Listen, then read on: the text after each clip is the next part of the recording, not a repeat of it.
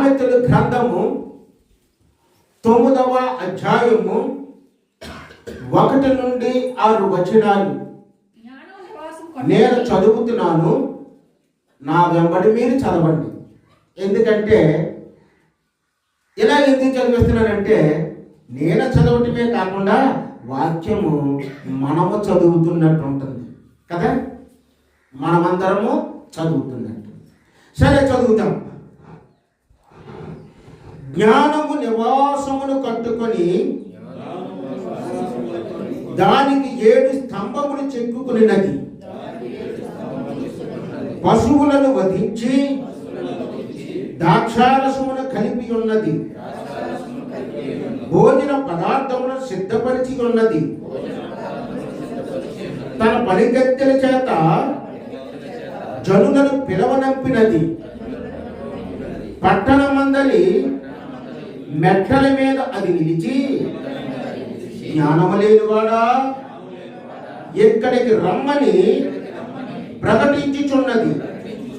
తెలివి లేని వారితో అది ఇట్లనుచున్నది, వచ్చి నేను సిద్ధపరిచిన ఆహారమును భుజించుడి, నేను కలిపిన ద్రాక్షారసమును పానము చేయుడి. ఇక జ్ఞానము లేని వారై ఉండక బ్రతుకుడి. తెలివి కలగజేయు మార్గములో ప్రియమైన విశ్వాసులారా, ఈరోజు ఈ వాక్య భాగము చదివిన వెంటనే మీకు కొంతవరకు అర్థమై ఉంటుంది. మా సేవకుడు ఈరోజు పలానా అంశమును ఆధారం చేసుకొని వాక్యమును బోధించబోతూ ఉన్నాడు అని. అది ఏమిటి అంటే సిద్ధపరచబడిన విందు. నేను ఈ వర్తమానములకు పెట్టిన పేరేమిటంటే విందు సిద్ధముగా ఉంది. అంటే విందు సిద్ధముగా ఉందంటే అక్కడ పాకలో వండుతున్నారు కదా, అది మనం స్మెల్ వస్తుంది కదా చక్కగా కూర వండుతున్నట్టు. ఆ విందు కోసం కాదు నేను మాట్లాడుతుంటా. దేవుడు మనకి ఏర్పరిచిన విందు సిద్ధముగా ఉంది. ఆ విందు సిద్ధముగా ఉంది అనే అంశమును బట్టి నేను మాట్లాడుతూ ఉన్నాను. మాట్లాడడానికి నేను ఎంచుకున్న వాక్యం ఏమిటంటే సామెతల గ్రంథము. ఈ సామెతల గ్రంథమును జ్ఞాని అయిన సొలొమోను రాజు రాశాడు అంటారు. అంతే కదా. సుమారు ఆయన 3000 సామెతలు చెప్పాడట. ఆ 3000 సామెతల్లో కొన్నిటిని కూర్చి ఈ సామెతల గ్రంథంలో పెట్టారు. అయితే ఈ సామెతల గ్రంథంలో 31 అధ్యాయాలు ఉన్నాయి. ఎన్ని అధ్యాయాలు ఉన్నాయండి? 31 అధ్యాయాలు ఉన్నాయి.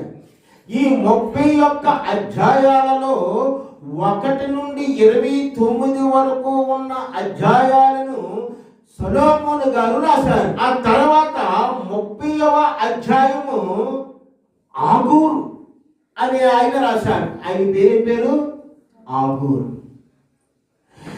31వ అధ్యాయము లెమూయేలు అను రాజు రాశాడు. ఎవరండి? ఈ సామెతలు ఎందుకు రాయబడ్డాయి?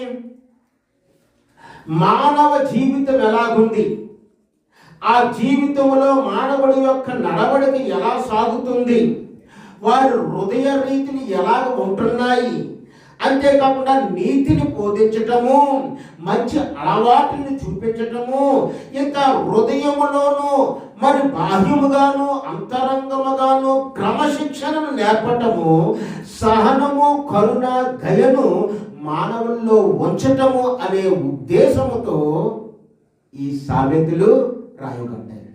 ప్రతి వాక్యానికి ఒక పర్పస్ ఉంటుంది. ఈ సామెతలకు కూడా దేవుడు అటువంటి పర్పస్నే ఇచ్చాడు.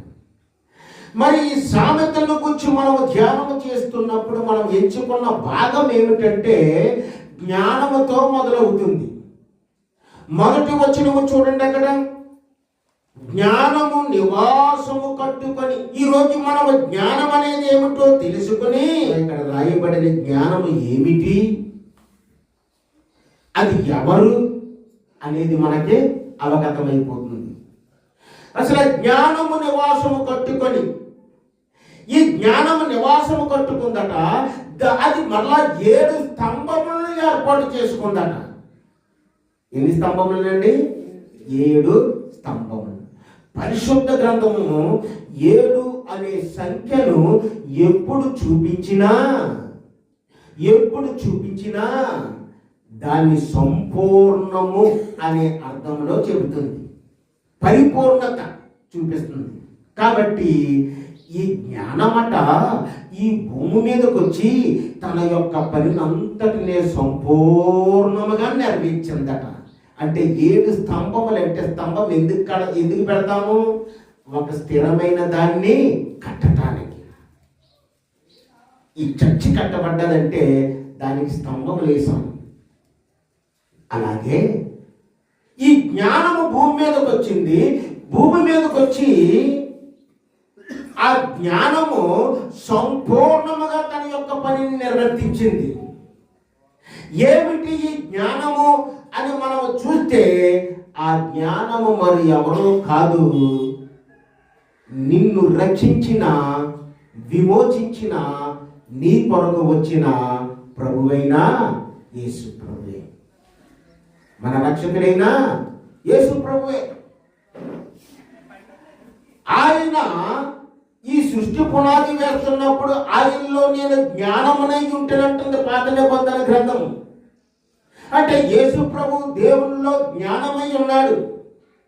ఆయన లేకుండా ఏది జరగలేదు.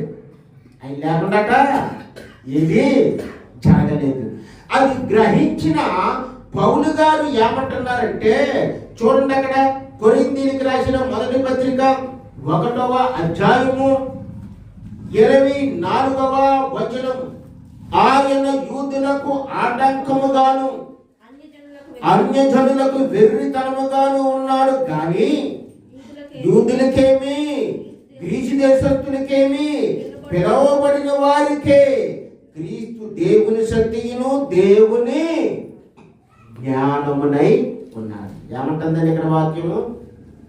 యూదులకి యేసుక్రీస్తు కోసం చెబుతూ ఉంటుంటే, యేసు ప్రభువు గురించి మా దేశంలో ప్రకటించొద్దు, మా ప్రాంతంలో ప్రకటించొద్దు అంటున్నారు. ఈనాడు ఇంకా చాలా మంది అంటున్నారు చాలా చోట్ల. అరే నిజమైన జ్ఞానము రా బాబు, నిన్ను నువ్వు తెలుసుకునే జ్ఞానము, నిన్ను నువ్వు రక్షించుకునే జ్ఞానము, నరకం నుండి కాపాడే జ్ఞానము, ఆ సువార్త మేము చెబుతున్నాము, వినండి, రండి, రక్షణ పొందండి అంటే ఆ యూదుల వలె ఈనాడు కూడా అనేక మంది ఆటంకపరుస్తున్నారు. అందుకే దేవుని వాక్యం అంటుంది, యూదులకు ఆటంకముగా. గ్రీసు దేశస్తులకట వెర్రితనముగా ఉందట. గ్రీసు దేశస్తులు పూర్వము నుండి కూడా వారు జ్ఞానమును ఎదుగుతున్నారు. వారికి హేతువు కావాలి. గ్రీసు దేశస్తులు ఎంతసేపు దేనికోసం వెంపర్లాడతారండి? ఫిలాసఫర్స్ అంతా గ్రీసు నుండే కదా వచ్చిన వాళ్ళు. ఆ గ్రీసు దేశస్తులే కదా. వాళ్ళు జ్ఞానం కావాలి, జ్ఞానం కావాలి, ఇది ఎలాగా అది ఎలాగా, నాకు జ్ఞానయుక్తమైన మాటలు కావాలి, జ్ఞానయుక్తమైన ఆలోచన కావాలి. మీరేదో యేసుక్రీస్తు పరలోకం నుండి వచ్చాడు, ఆయన నరుడిగా జన్మించాడు, ఆయన చనిపోయాడు, తిరిగి లేచాడని మాకు చెప్తారేంటి? ఇది వెర్రితనము అంటున్నారు వాళ్ళు. గ్రీసు దేశస్తులు ఏమంటున్నారు? వెర్రితనం. మరైతే పౌలు ఏమంటున్నాడు ఇక్కడ చూస్తే, యూదులకేమి గ్రీసు దేశస్తులకేమి అనగా ఆటంకపరిచే ఆ యూదులైనా, ఏ దేశస్తులైనా, గ్రీసు దేశస్తులైనా అనగా అన్యులైనా, వారందరికీ కూడా పిలవబడిన వారికి, యూదులలో నుండి పిలవబడిన వారికి, అన్యులలో నుండి పిలవబడిన వారికి ఏంటట? క్రీస్తు దేవుని శక్తియు దేవుని జ్ఞానమునై ఉన్నారు. అంటే యేసు ప్రభు ఇప్పుడు ఎవరట?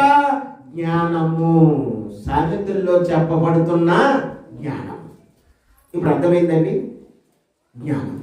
అంత మాత్రమే కాదు, కొలస్సీలకు రాసిన పత్రిక 2వ అధ్యాయము 3వ వచనములో బుద్ధి జ్ఞానములు సర్వ సంపదలు ఆయన యందే గుప్తమై ఉన్నవి. ఆయన అంటే ఎవరు? మన ప్రియుడైన యేసయ్య. కాబట్టి మన ప్రభువైన యేసయ్యలో ఏమున్నాయట? బుద్ధి ఉంది, జ్ఞానము ఉంది. బుద్ధి జ్ఞానము ఉన్నది కాబట్టి ఎవరైతే యేసు ప్రభు దగ్గరకు వస్తారో వారు కట్టు మారిపోతుంది, వారు నడక మారిపోతుంది, వారికి శుభ్రత వచ్చేస్తుంది, వారి స్టైలు మారిపోతుంది. ఎందుకంటే ఈ లోకములో ఉన్న మాలిన్యానికి వేరయ్యి వారు ప్రభువులో పరిశుద్ధపరచబడి ఆయన దగ్గరికి వస్తున్నారు. కాబట్టి బుద్ధి జ్ఞానములు ప్రభువునందే ఉన్నాయి అని చెబుతూ ఉన్నాడు పౌలు గారు. ఆ పౌలు గారు చెప్పిన మాటను బట్టి మనము ఈరోజు ఆ జ్ఞానం ఎవరో కాదు, మన దేవుడైన క్రీస్తే. ఆ క్రీస్తు కోసమే ఈ సొలొమోను మహారాజు మాట్లాడుతున్నాడు. ఏమనుంది ఇంకక్కడ చూడండి, అక్కడ 9వ అధ్యాయంలో ఏమనుంది? దానికి 7 స్తంభములు చెక్కుకొని ఉన్నది. అంటే నివాసము కట్టుకోవటం మాట. జ్ఞానం వచ్చాట నివాసాన్ని కడుతుందట. ఎక్కడి నుండి వచ్చింది ఆ జ్ఞానము? పరలోకము నుండి వచ్చింది. పరలోకం నుండి వచ్చిన ఆ జ్ఞానము ఒక నివాసమును కడుతుంది. అంటే 7 స్తంభములు కట్టడం అంటే స్తంభముల మీద ఒక నివాసమును కడతాము, స్తంభముల మీద ఒక గుడారాన్ని కడతాము, స్తంభముల మీద ఒక ఇంటిని కడతాము. ఎందుకంటే అది నివసించడానికి. దేవుడే ఒక గొప్ప సూచన మనకిస్తున్నాడు. యేసు ప్రభు ఈ లోకానికి వచ్చి ఆయన శరీరధారిగా మన మధ్య జీవించాడు. యోహాను ఈ విషయాన్ని తెలుసుకున్నాడు. తెలుసుకుని యోహాను సువార్త 1వ అధ్యాయము 14వ వచనములో రాస్తున్నాడు. ఆ వాక్యము శరీరధారి అయి కృపా సత్య సంపూర్ణుడిగా మన మధ్య నివసించెను. ఎవరు మన మధ్య నివసించారు? జ్ఞానము. ఎవరు జ్ఞానము? యేసు ప్రభువు మన మధ్య నివసించాడు. ఆయన మన మధ్య నివసించి ఆయన దేవుడు మనుషుల మధ్య సహవాసాన్ని ఏర్పరచుకున్నాడు, మనుషుల మధ్య నివాసాన్ని ఏర్పరచుకున్నాడు. ఇక్కడ ఏర్పరచుకున్న నివాసము మనకు ఒక ట్రైన్ లాంటిది. అంతేకాదు పరలోకములో మనల్ని సిద్ధపరిచి అక్కడ ఆయన సన్నిధి ఎదుట ఉంచుకోవడానికి అక్కడ ఒక నివాసం కూడా దేవుడు మన కోసం ఏర్పరిచాడట. ఆ నివాసంలో నువ్వు ఉండాలంటే ఈ నివాసానికి నువ్వు రావాలి. పరలోకములో ఉన్న నివాసంలో నువ్వు ఉండాలంటే పరిశుద్ధుడైన దేవుడు, క్రీస్తు అయిన దేవుడు, రక్షకుడు నీ కోసం ఈ భూమి మీద ఏర్పరిచిన నివాసంలోనికి నువ్వు రావాలి. ఏమిటి ఆ నివాసము పరలోకములో ఉన్నది అంటే ప్రకటన 21వ అధ్యాయము 3వ వచనములో ఇదిగో దేవుని నివాసము మనుషుల మధ్య ఉన్నది అంటుంది. అంటే అక్కడ చూస్తున్నప్పుడు ఆ విజన్లో దేవుని నివాసము మనుషుల మధ్య ఉన్నట్టు అక్కడ ఆ దర్శనములో యోహాను సువార్తికుడు ప్రత్యక్షతల గ్రంథంలో రాసించాడు. కాబట్టి క్రీస్తు మనల్ని తన నివాసానికి పిలుస్తూ ఉన్నాడు. ముందు ఎందుకోసమట తర్వాత తెలుస్తుంది. ఎందుకోసం పిలుస్తున్నాడు? పిలుస్తూ ఉన్నాడు. ఎందుకు? క్రీస్తు సంఘాన్ని ఆయన నివాసముగా ఏర్పరచుకోవడానికి. ఇప్పుడు అర్థమైంది కదండి. క్రీస్తు ఈ భూమి మీదకు వచ్చి తన నివాసముగా ఏర్పరచడానికి ముందుగా నిన్ను ఎంచుకున్నాడు. నువ్వు ఆయన నివాసము, నువ్వు ఆయన సన్నిధిలో సమకూడి ఆయనకు సంఘముగా ఉండడానికి సంఘమును కూడా ఏర్పరచుకున్నాడు. ఆ సంఘము ఎట్లాగా ఉన్నదంటే చూడండి, అక్కడ మత్తయి సువార్తలో పేతురుతో అంటున్నాడు, సియోను బర్యోనా అంటే యోహాను కుమారుడైన సియోను అని అక్కడ అర్థం. మత్తయి సువార్త 16వ అధ్యాయము 18వ వచనం. మరియు నీవు పేతురువు, పేతురు అని శబ్దమునకు రాయి అని అర్థము. ఈ బండ మీద నా సంఘమును కట్టుదును, పాతాళలోక ద్వారములు దాని ఎదుట నిలువనేరవని నేను నీతో చెప్పుచున్నాను. పేతురు, పేతురు, ఈ భూమి మీద నీ ద్వారా నేను ఒక గొప్ప కార్యం చేయబోతూ ఉన్నాను. నీకు ఒక పేరు పెడతాను. అసలు పేతురు పేరు పేతురు కాదు, అసలు పెట్రస్. గ్రీకులు పెట్రస్ అంటే అర్థం ఏంటి? రాయి. ఇప్పుడు దేవుడు సీమోను అని పేరు మార్చేసి ఏమంటున్నాడు? యు ఆర్ పెట్రస్, నువ్వు పేతురువు, నీవు బండవు, నీ మీద నా సంఘమును కడతాను, నా సంఘాన్ని కడతాను. నా సంఘము ముందు పాతాళ లోక ద్వారములు నిలవనేరవు. పాతాళంలో ఏముంటుందండి? మరణం ఉంటుంది. పాతాళంలో ఏముంటుంది? మరణం. పాతాళంలో ఏముంటుంది? అగ్ని గంధకాలు ఉంటాయి. పాతాళంలో ఏముంటుంది? నరకపు యాతన ఉంటుంది. ఈ సంఘమునకు వచ్చిన వారికట, సంఘములో ఉన్న వారికట పాతాళ లోక ద్వారములు అనగా మరణము కానీ మరణపు వేధింపులు కానీ ఉండనే ఉండవు. పేతురు, నా సంఘం అంత బలమైనది, నా సంఘం అంత సుందరమైనది, నీ మీదే నేను నిన్ను కడుతున్నాను అంటే దేవుడు మనందరి కొరకు ఒక నివాసాన్ని, జ్ఞానము తన నివాసమును ఏర్పరచుకొని, జ్ఞానం ఇప్పుడు ఏం చేసిందండి? తన నివాసమును ఏర్పరచుకుంటుంది. అందుకే ఎఫెసీయులకు రాసిన పత్రికలో పౌలు అంటాడు, 2వ అధ్యాయము 20వ వచనంలో అంటున్నాడు కదా, క్రీస్తు యేసే ముఖ్యమైన మూలరాయి అయి ఉండగా అపోస్తులను ప్రవక్తలను వేసిన పునాది మీద మీరు కట్టబడి ఉన్నారు అంటుంది దేవుని వాక్యం. మనం ఎవరి మీద కట్టబడి ఉన్నాం? దేవుని మీదే. మన జీవితాలు, మన బ్రతుకులు, మన ఆరోగ్యాలు, మనకున్న సమస్తము దేని మీద కట్టబడి ఉందంటే మూలరాయి అయినా క్రీస్తు అనే బండ మీద కట్టబడి ఉన్నది. కాబట్టి ఆ బండ, ఆ దేవుని నివాస స్థలము. 22వ వచనం వచ్చేటప్పటికి మనం ఏమైపోయామని చెప్తుంది ఎఫెసీయులకు రాసిన పత్రికలో 22వ వచనంలో, మీరు దేవుని నివాస స్థలము అయిపోయారు. అంటే సంఘమునే దేవుడి నివాసముగా చేసుకోలేదు కానీ ఇంకా దాన్ని ఇంకా డీప్గా వచ్చేసి దేవుడు ఏమంటున్నాడంటే, మీరే నేనుండే నివాసము, మీరే నేనుండే నివాసము, మీలోనే నేను ఉంటాను అంటున్నాడు. కాబట్టి ఈ జ్ఞానము ఒక పిలుపుని ఇస్తుంది, ఒక సిద్ధపాటును ఏర్పరుస్తుంది. జ్ఞానం అంటే మీకు ఎంతో మనసులోకి ఏమి రావాలా? యేసుక్రీస్తు. ఈ జ్ఞానము మనకి ఏమి ఏర్పాటు చేస్తుందంట? పశువులను వధించి. ఏం చేస్తుందండి? పశువులను వధించి ద్రాక్షారసమును కలిపి ఉన్నది, భోజన పదార్థములను సిద్ధపరిచి ఉన్నది. పశువులు పశువులు పశువులు. పాత నిబంధన కాలమంతా కూడా మానవులు తమ పాపములను పరిహరించడానికి పశువులను బలిచ్చేవారు. ఈ పశువులను వధించటం అనేది దేనికి గుర్తుగా ఉందంటే బలికి గుర్తుగా ఉంది. పశువులను వధించటం అనేది దేనికి గుర్తండి? సాక్రిఫైస్ ఆఫ్ ద యానిమల్, బలికి గుర్తుగా ఉంది.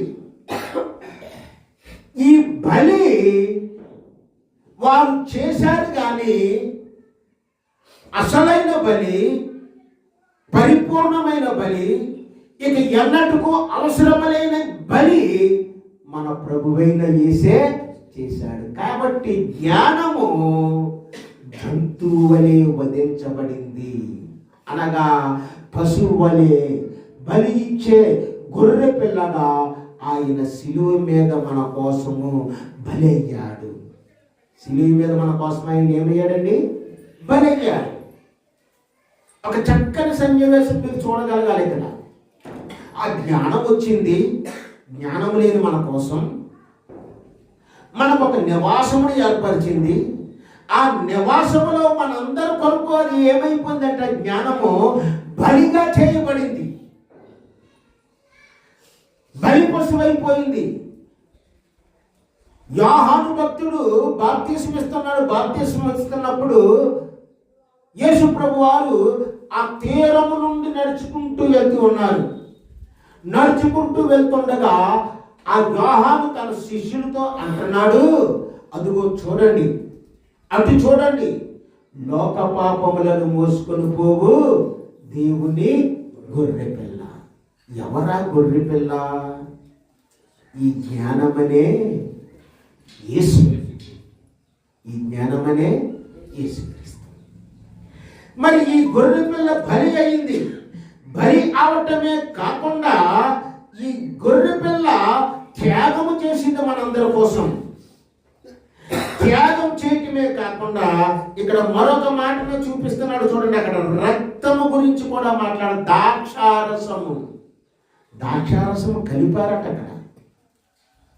ప్రభు బలి అయితే ఆ బలి వలన మనకి ఆయన అమూల్యమైన రక్తము కూడా, ఆ అమూల్యమైన రక్తము కూడా వచ్చింది.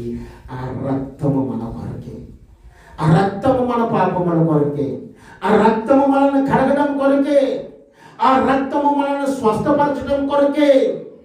ఆయన పొందిన దెబ్బల చేత మీరు స్వస్థత పొందుచున్నారని యెషయా గ్రంథంలో చెప్పబడింది. ఆ ద్రాక్షారసము ఆయన చిందించిన రక్తమును కూడా మనకి ప్రభువు సిద్ధపరిచి ఉంచినట్టు చూపిస్తూ ఉన్నారు. సిద్ధపరిచి ఉంచినట్టు. భోజనము, భోజనము దేనికి? మనము జీవించి ఉండడానికి భోజనం చేస్తాం, అవునా కదండి? భోజనం ఎందుకు చేస్తాం? మనం విందు ఎందుకు చేస్తాం? రోజు ఎందుకు తింటాం? నీరస పడిపోకుండా, శక్తిహీనత అయిపోకుండా బ్రతకటానికి, జీవించటానికి మనం భోజనం చేస్తాం. ఇప్పుడు దేవుడు మన ఆత్మల్ని బ్రతికించుకోవటానికి ఆయన ఒక భోజనాన్ని ఇక్కడ ఏర్పాటు చేశారు. ప్రభువారు ఆయన శిలువకు వెళ్ళబోతూ ఉన్న ముందు రోజు రాత్రి అనగా గురువారం నాడు శిష్యులతో ప్రభు బల్లను ఏర్పరిచారు.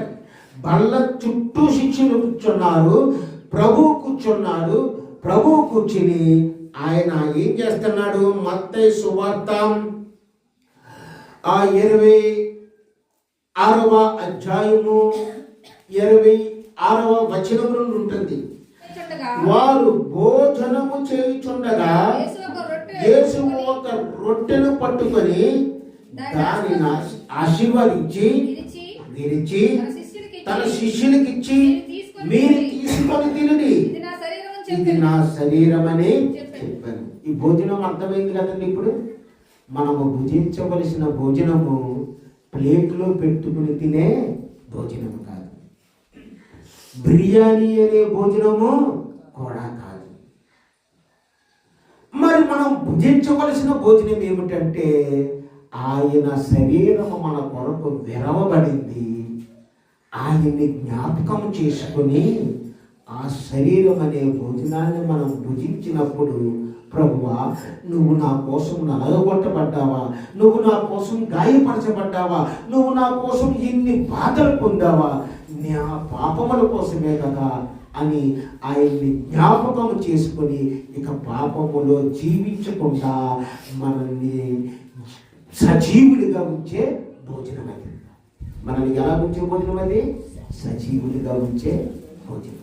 ఆ తర్వాత వచనం కూడా మనం చదువుకుందాం చూడండి. అక్కడ ఆయన గిన్నె పట్టుకొని కృతజ్ఞతాస్తుతులు చెల్లించి వారికిచ్చి, దీనిలోనిది మీరందరూ త్రాగుడి. అక్కడ ఏమంటున్నాడు? ఇది నా రక్తం, ఇట్ ఈజ్ మై బ్లడ్, ఇది నా రక్తము. అక్కడ ఉన్నదేమిటి? గిన్నెలో ద్రాక్షారసం ఉంది. ఆ ద్రాక్షారసము రసముగా మారాలంటే ముందు ద్రాక్ష గానుగులో వేసి తొక్కాలి దాన్ని. పని వాళ్ళు ఏం చేస్తారంటే ద్రాక్ష పళ్ళని ఏరుకొచ్చి అందులో వేసి దాన్ని కసా పిసా తొక్కుతారు. ఎంత రసము కారేలాగా దాన్ని చేస్తారో అప్పుడు ఆ ద్రాక్షారసము వస్తుంది. ఈ రోజుల్లో అయితే ద్రాక్షారసం జ్యూస్ కావాలంటే ద్రాక్ష పళ్ళు తీసి ఏం చేస్తున్నామండి, కొన్ని తీసి మూత పెట్టి మిక్సీలో వేసి మూత పెట్టి బటన్ తిప్పుతున్నాం. బటన్ తిప్పినప్పుడు నెగనగలాడుతా అందంగా గుత్తులుగా కనబడిన ఆ ద్రాక్ష పళ్ళు నీకు కనపడుతున్నాయా? కనపడటం లేదు. పిండి చేయబడుతున్నాయి, రసముగా మార్చేస్తున్నాయి. నీ కోసం ప్రభువు దేహం అలాగ రక్తసిక్తమైపోయింది. ఆ రక్తము దారులై కారింది. అందుకే ఇది నీ కోసం నేను చిందిస్తున్న రక్తం. ఈ రక్తమును మీరు త్రాగుడి, ఈ రక్తమును మీరు తాగుడి అంటున్నారు. కాబట్టి ఆ జీవాహారమునిచ్చాడు, ఆ రక్తమును కూడా ఇచ్చాడు. జీవాహారమునిచ్చిన దేవుడు, రక్తమునిచ్చిన దేవుడు నా ఈ బల్ల మీద అంటే నేనిచ్చి ఈ శరీరమును నేనిచ్చి ఈ రక్తమును తాగేవాడే నాలో జీవించువాడు అంటున్నాడు. ప్రియమైన సంగమా, ప్రియమైన విశ్వాసులారా, ప్రభువు బల్ల మీద చెయ్యాలంటే మనం అనుకుంటాము నేను తగిన వాడిని కాదు, నేను తగిన దాన్ని కాదు అనుకుంటాం. ప్రభువు ఏమంటాడంటే నువ్వు నీ పాపమున్న రక్తంలో కడుక్కో, నువ్వు నీ కొరకు నేను విరవబడ్డానని జ్ఞాపకం చేసుకో, నేను నిన్ను క్షమిస్తాను, క్షమించి నీకు నిత్య జీవాన్ని ఇస్తాను. ఎందుకంటే జీవాధిపతి నేను. అందుకే యోహాను రాసిన 6వ అధ్యాయము 35వ వచనంలో యేసు ప్రభు అంటున్నాడు, జీవాహారము నేనే, నా యొద్దకు వచ్చేవాడు ఏమాత్రమును ఆకలి కొనడు, నా యందు విశ్వాసముంచువాడు ఎప్పుడునూ దప్పుకొనడు. ఈ ఆహారం తిన్నవాడు కట అంటే యేసు ప్రభువును రుచి చూసినవాడు కట ఇంకా అక్కడికి ఇక్కడికి వెళ్ళవలసిన అవసరం లేదట. ఎందుకంటే ఆల్రెడీ నీకు నీ ఆకలి తీర్చేశాడు దేవుడు, నువ్వు జీవించబడ్డావు. ఆయన రక్తం నీలోకి ప్రవహిస్తుంది, ఆ రక్తము నీకు జయమునిస్తుంది, ఆ రక్తము నీకు సాతాను ఓరడిస్తుంది, ఆ రక్తము నీ వ్యాధులకి అది ఔషధమైపోతుంది. కాబట్టి ఇక్కడ ఆ జ్ఞానము చెబుతుంది, రండి దప్పికొన్నవారారా, రండి ఆకలి కొన్నవాళ్ళారా అంటున్నాడు కదా. సామెతలు 9వ అధ్యాయం 3వ వచనములో నేను ఈ విందును సిద్ధపరిచాను, విందును సిద్ధపరిచిన తర్వాత అక్కడ ఏమని చెప్తున్నాడు 3వ వచనములో, తన పనికత్తెల చేత జనులను నంపినది పట్టణమందరి మెట్టల మీద అది నిలిచి అంటుంది. ఈ పనికత్తులు ఎవరు? ఈ పనికత్తులు ఎవరు? సేవకులు, పాస్టర్లు, సువార్తికులు, ఉపదేశకులు. ఒక విధంగా మీరే ప్రభు కోసం చెప్పండి, ప్రభువును ఉద్దేశం చెప్పండి, ప్రభు మన కోసం వచ్చిన దేవుడు నిజరక్షకుడని చెప్పండి. ఇదిగో మా సంఘములో మీ కొరకు మంచి ఆహారం ఉంది, మా దేవుడు మనకే సిద్ధపరిచిన ఆహారం ఉంది, రండి కలిసి భుజిద్దాము అంటున్నారు కదా. పట్టణమందరి మెట్టల మీద అది నిలిచి, జ్ఞానము నిలిచి అంటే యేసు ప్రభు వాక్యమై ఉన్నాడు కదా, ఆ వాక్యమే వాళ్ళకి ప్రకటిస్తుంది. ఏమని ప్రకటిస్తుంది అంటే, జ్ఞానము లేనివాడా ఇక్కడికి రమ్మని ప్రకటించుచున్నది, తెలివి లేని వారితో ఇట్లనుచున్నది. ఓ జ్ఞానము లేని వారులారా, ఎంతకాలం మీరు సత్యము కాని వాటి విడపడతారు? ఇదిగో సత్యమై ఉన్న దేవుడు ఎక్కడ ఉన్నాడు. యేసు ప్రభు అన్నాడు, నేనే మార్గము సత్యము జీవము అంటున్నాడు. సత్యమును తెలుసుకోకుండా ఇక ఎంతకాలం మీరు చీకటిలో ఉంటారు, ఎంతకాలం అంధకారంలో ఉంటారు?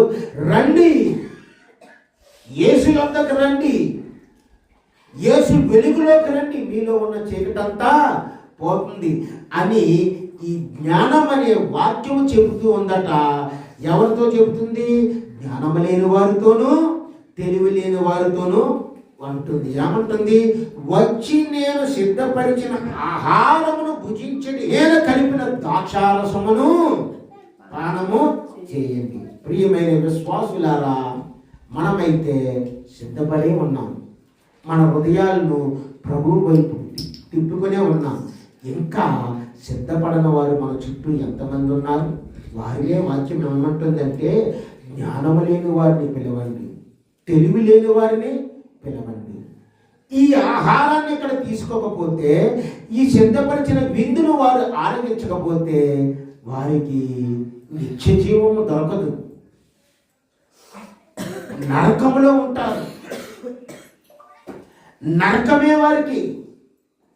మీరు వివరించి చెప్పండి అని చెబుతూ అక్కడ ఏమంటుందంటే, జ్ఞానము లేని వారే ఉండక బ్రతుకుడి, తెలివి కలిగజేయి మార్గములో చక్కగా నడువుడి అని చెప్పి ఒక చక్కని ఆహ్వానము కూడా ఇస్తుంది. నేను సిద్ధపరిచిన ఆహారం ఇదిగో ఉంది, ఇక్కడ భుజించండి. నేను కలిపిన ద్రాక్షారసం ఉంది, ఇక్కడ మీరు పానము చేయండి. అంతేగాని జ్ఞానము లేని వారి వలె నేను సిద్ధపరిచిన విందుకు దూరముగా మాత్రం మీరు వెళ్ళిపోకండి అని చెప్పి దేవుడు పిలుస్తున్న వాక్య భాగం ఇది. ఈ వాక్య భాగము చాలా శ్రేష్టమైనది. మనల్ని ఆయన విందుకు పిలిచే వాక్య భాగం. కాబట్టి మనము జ్ఞానము లేని వారిగా ఉండకుండా తెలివి గల మార్గంలోనికి వచ్చి ఆయన విందును భుజించి ఆయన ఇచ్చిన చక్కని మార్గంలో నడుద్దాం. ఆ విధంగా మనము మన ఎదుట ఉన్న ప్రభువు వల్లలో, అలాగే ఆ ప్రభువు మనకిచ్చిన ఆ సంస్కారపు విందులో మనము పాలు పంపులు పొందుతాము. ఒక 2 నిమిషంలో కళ్ళు మూసుకొని మనమే పరీక్ష చేసుకుంటాము.